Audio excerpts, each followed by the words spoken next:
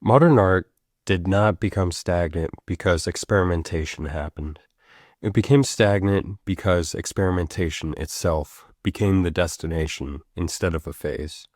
A century ago, artists sought to dismantle rigid academic structures that often reduced art to technical performance, imitation, and aesthetic obedience. To some extent, that destruction was necessary. Art needed liberation from institutions that treated mastery of realism as the highest possible achievement, while neglecting creativity, philosophy, symbolism, and emotional depth. The early modernists shattered those boundaries and permanently expanded what art could be. But somewhere along the way, the destruction of the structure became ritualized. Rather than moving beyond the breakthrough, much of contemporary art remained fixated on the act of rebellion itself, behaving as though the old artistic order was still an active threat that needed continual dismantling. From Marcel Duchamp's Fountain to Comedian, the now infamous banana duct tape to a wall. Both works rely heavily on provocation, institutional critique, context, and the challenge of defining what art is. Their conceptual strategies are remarkably similar. Take a banal object, reposition it, provoke debate. The banana is often treated as revolutionary, but philosophically it repeats territory Duchamp already explored over a century earlier. There is no major conceptual breakthrough occurring. The underlying artistic mechanism had already been established. The work derives much of its impact from spectacle, irony, and the public reaction surrounding it, rather than from a fundamental new artistic language. This raises an important distinction. What separates repetition from artistic influence? Artists throughout history have drawn inspiration from previous works, traditions, and ideas. Renaissance painters reinterpreted classical mythology. Modern painters reworked religious symbolism. Contemporary filmmakers borrow from older cinematic structures constantly.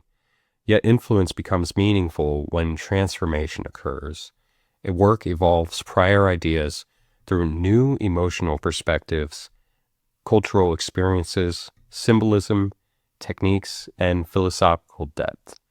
A painting inspired by older works can still become entirely distinct because it transforms what came before it into something newly human and personal. By contrast, works like The Comedian largely repeat the same conceptual gesture already introduced without significantly evolving it.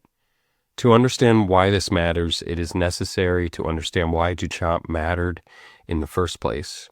Before him, Western art was primarily judged through technical skill, beauty, realism, craftsmanship, and the artist's ability to create an object by hand. Duchamp radically shifted attention away from execution and toward intention. He argued that the artist's choice, context, and idea themselves could constitute art. This permanently altered the trajectory of modern art. The importance of the fountain was never the urinal itself, the significance laid in the philosophical challenge it posed. Duchamp forced audiences to confront uncomfortable questions. What makes something art? Who determines artistic legitimacy? Can context transform meaning? And does artistic value emerge from craftsmanship or conception?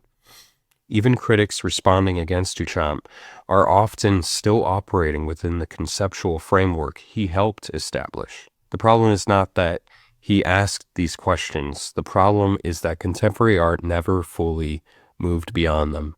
Over time, institutions adopted Duchamp's challenge and institutionalized it. Museums, galleries, critics, and collectors absorbed anti-traditional gestures into the cultural mainstream, until rebellion itself became canonized. What once disrupted artistic authority eventually became the authority. As a result, contemporary art often appears trapped within an unresolved conversation. The art world repeatedly circles back to the same philosophical dilemma introduced over a century ago. Is this object art because a gallery says it is? Is the concept itself enough? Does provocation alone create meaning? Eventually, the continual repetition of these questions began to feel less like artistic progression and more like an echo. Shock became predictable, irony became safer than sincerity, and concept increasingly replaced encounterment. The art world became deeply invested in proving that anything can be art, while often neglecting the more difficult question of whether a work is actually revealing anything meaningful about human existence. At a certain point, anti-tradition itself became the tradition. The art world continued behaving as though it was still tearing down a wall that had already collapsed decades earlier. Once its institutions embraced conceptual rebellion, the rebellion lost much of its oppositional force. Yet contemporary culture often continued repeating those gestures endlessly, as though they still carried the same disruptive power. The shift altered not only artistic practice, but also the viewer's relationship to art itself. Historically, art sought to communicate through presence, symbolism, emotional resonance, spiritual confrontation, and shared human experience. While interpretation always played a role, the encounter itself remained central. One could stand before a painting, sculpture, cathedral, or piece of music and feel something prior to explanation. As modernism progressed, however, explanation increasingly replaced resonance. The center of the experience shifted away from the artwork itself and towards the theory surrounding it. Meaning became increasingly dependent upon institutional framing, intellectual interpretation, and contextual justification, rather than immediate human connection. In many cases, viewers are now asked to explain before they are allowed to feel. Yet the strongest works throughout history have always united both dimensions. Great art can be emotionally immediate while also intellectually deep. Its meaning unfolds over time without requiring theoretical protection in order to function. Ambiguity itself is not the problem. Ambiguity can invite contemplation, complexity, and multiple layers of meanings. Some of the greatest works ever created contain mystery and openness. The issue emerges when ambiguity becomes intellectual armor. When meaning is intentionally left entirely indeterminate, criticism becomes difficult because any critique can simply be dismissed as misunderstanding. In this condition, obscurity no longer deepens the experience, but instead shields the work from vulnerability, clarity, and judgment. The less a work commits emotionally, spiritually, symbolically, or formally, the more its value can become protected through interpretation alone. Ambiguity ceases to open the artwork outward and instead becomes a defense mechanism sustained by theory, institutional validation, and abstraction. At a certain point, art stopped revealing things about humanity and began revolving around itself. This leads directly into the deeper issues surrounding art for art's sake. The problem with art for art's sake is not that art should become propaganda, political messaging, or moral instruction. The issue is deeper than that. Creation without necessity risks becoming hollow. The central question is not whether something qualifies as art. The real question is, why create at all? What compels a work into existence? What human reality does it confront? What experience demanded form strongly enough that silence has no longer sufficient? If the only justification for work is that it exists as art, the work becomes circular. Historically, the strongest artistic movements emerged from pressure, from religion, mythology, suffering, mortality, transcendence, beauty, terror, identity, memory, and existential confrontation. Great works were rarely exercised in aesthetic self-awareness alone. They were attempts to wrestle with existence itself. And this doesn't mean that art must preach. It cannot be preachy. Art does not need to function as ideology in order to matter. A painting, poem, film, or piece of music can remain abstract, quiet, and personal, or ambiguous while still carrying necessity. What matters is that something real is at stake. Psychological truth, spiritual tension, emotional revelation, perception, mortality, fear, beauty, and meaning. Art becomes powerful when it reveals something that could not remain silent. By contrast, most contemporary self-referential art risks becoming detached from lived experience. Irony, quotation, and meta-commentary can be valuable artistic tools, of course, but culture cannot sustain itself indefinitely or on self-reference alone.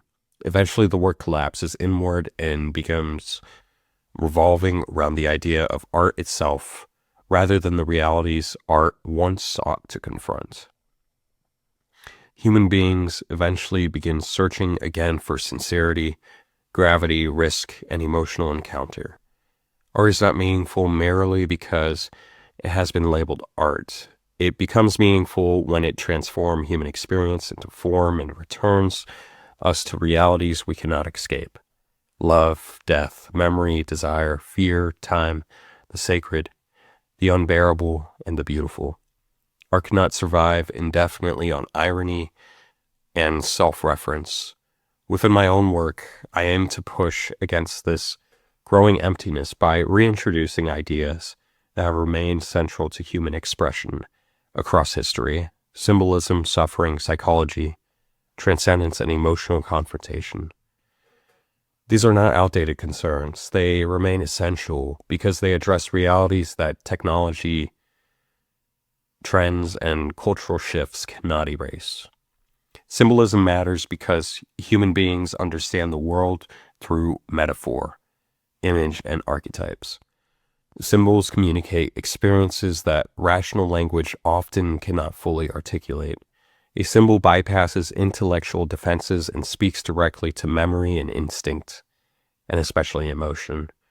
Without symbolism, art risks becoming purely decorative or purely conceptual, something observed rather than deeply experienced. Suffering matters because it is universal. Every human being encounters grief, anxiety, loss, failure, and shame, or spiritual conflict. Contemporary culture often attempts to numb or avoid these realities through distraction and entertainment. Yet art has historically functioned as a place where suffering could be confronted honestly and transformed into meaning. Psychology matters because art is inseparable from the inner life. Beneath social performance exists fear, longing, contradiction, rage, love, and vulnerability.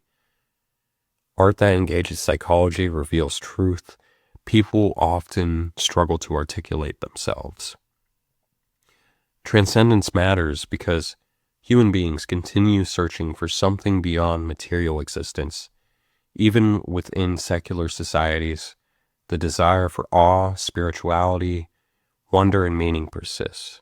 Throughout history, art functioned as a bridge between the visible and invisible worlds, between ordinary experience and something greater than oneself.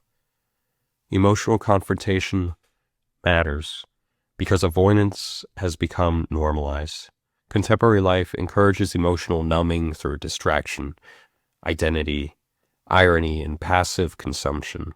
Art should resist that passivity. It should challenge viewers to feel deeply, reflect honestly, and confront uncomfortable truths about themselves and the world around them. My work exists in opposition to the growing emptiness produced by ironic detachment.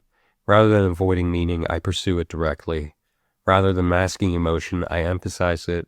Through symbolism and psychological imagery, I aim to reconnect viewers with the emotional, existential, and spiritual dimensions of being human. The greatest artists throughout history understood this. Their works endured not because they merely questioned the definition of art, but because they captured something timeless about human existence itself. The solution then is not abandoning experimentation. It remains vital to artistic evolution, philosophy, and cultural development. The solution is restoring depth, necessity, and meaning. Art should reveal something. It should transform perception, it should confront reality, and it should embody human struggle. It should communicate what language alone cannot fully articulate. The purpose of art cannot simply be questioning what art is forever. Eventually, art must return to the human being. Duchamp opened an important fracture in the history of art. He challenged assumptions that needed to be challenged and permanently expanded artistic possibility. But contemporary art made the mistake of remaining within the rupture instead of moving beyond it. Duchamp broke open an important door in art history. The art world simply forgot to walk through it.